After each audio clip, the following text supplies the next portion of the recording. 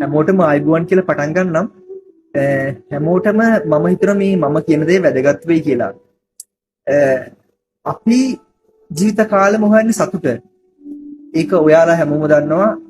අපි මේ තරම් මහන්සි වෙන්නේ අපේ සතුට වෙන්නේ. අපි මේ හැමදේම කරන්නේ අපේ සතුට වෙනුවෙන්. සමහරක් විට කෙනෙක් කියන්න පුළුවන් නෑ මම නම් මහන්සි වෙන්නේ මං වෙනුවෙන් නෙමෙයි මගේ පවුල වෙනුවෙන්. මගේ දරුවෝ වෙනුවෙන්, මගේ සහෝදරයෝ වෙනුවෙන්, මගේ දෙමව්පියන් වෙනුවෙන්.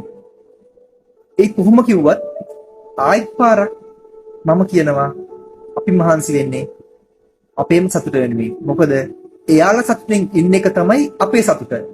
ඉතින් එහෙම බැලුවම ආපහු මට කියන්න වෙන්නේ අපි හැම දෙයක්ම කරන්නේ අපේ සතුට වෙනුවෙන්ම තමයි.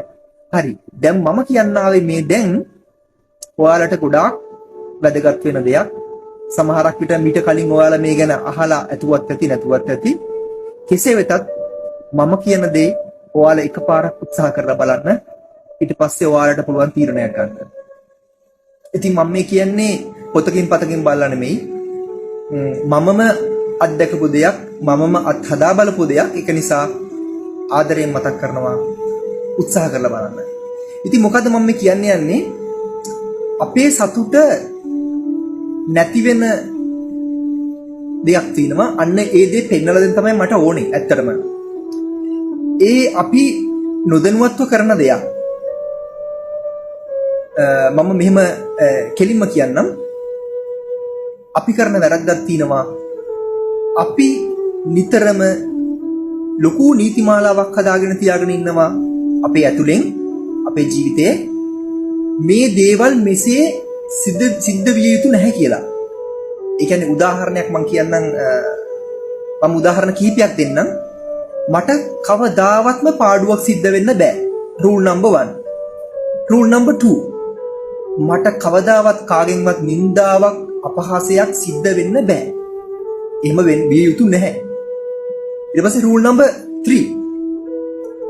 මට කවදාවත්ම මගේ කියලා කෙනෙක්ගෙන් ඈත් වීමක් වෙන්න බෑ. මගේ අය මගෙන් ඈත් වෙලා යන්න බෑ.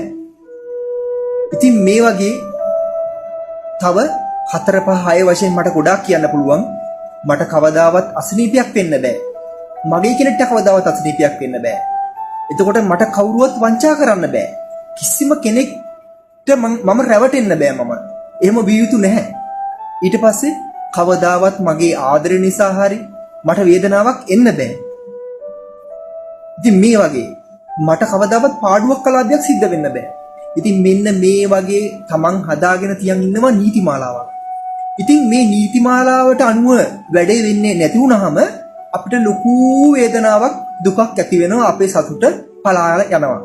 ඉතින් නිසා මේ සතුට පලා යෑමට හේතුව මේ ලෝකයා නිසාවත් පිටස්තර අය නිසාවත් නෙමෙයි, තමන්ගෙම වැරද්දක් නිසා, තමන්ගෙම මෙන්න මේ නීති පොත නිසා. ඒ නිසා මම ඔයාලට කියනවා මේ නීති හදන එක නවත්තන්න. තමන් දැනට හදලා තියෙන නීති ටික ඒ පොත සම්පූර්ණයෙන් පුච්චලා දාන්න. කිසිම තැනක නීතියක් හදන්න එපා.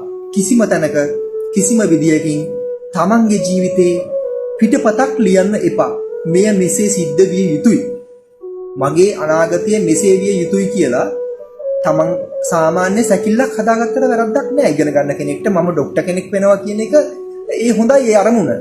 තමන් ඉගෙනගෙන මං කවදා හරි මේ තැනට යනවා කියන එකේ වැරද්දක් නෑ. හැබැයි යන මේ ජීවිත ගමනේ කවදාවත් නීති සකස් කරන්න එපා. පිටපත් ලියන්න එපා. මොකද දැන් මේ නාට්‍යයක් අපි හොඳට බලන්න, මේ නාට්‍යයක් හරි චිත්‍රපටයක් හරි සැකසෙන්නේ පිටපතක් අනුව. මෙන්න මේ ස්ක්‍රිප්ට් එක. ඒතර මෙන්න මේ ස්ක්‍රිප්ට් එකට අනුව තමයි වැඩේ යන්නේ. හැබැයි අපේ ජීවිතේ කවදාවත් ස්ක්‍රිප්ට් ලියන්න එපා. මොකද කවදාවත්ම අපි ස්ක්‍රිප්ට් ලිව්වා කියලා වැඩක් නෑ. හැම දෙයක්ම වෙන්නේ ඒකට අනුව නෙමෙයි. ඒක නිසා හොඳට මතක තියාගන්න මම මේ කියන දේ. අපහැදිලම් කමෙන්ට් එකක් දාන්න. මම ආපහු මේ ගැන මීට වඩා සරල විදිහට උදාහරණ ඇතුව කියලා දෙන්නම්. ඒ නිසා මේක පොත්පත් වලින් ගත්ත දෙයක් නෙමෙයි. මම අත්හදා බලපු දෙයක්. තමන්ගේ සතුට ඇති කරගන්න එක රඳාපවතින්නේ තමන් මතමයි. ඒක නිසා තමන්ගේ සතුට උදා කරගන්න එකේ වගකීම තියෙන්නේ තමන් සතුවමයි. ඒක නිසා ආයෙ ගිහිල්ලා එන්නම්. ගොඩාක් ස්තුති ඔක්කොම අහගෙන හිටියනම් තව ඉදිරියටත් වීඩියෝ මේ වගේ අරගෙන එන්න මම ලෑස්තියි.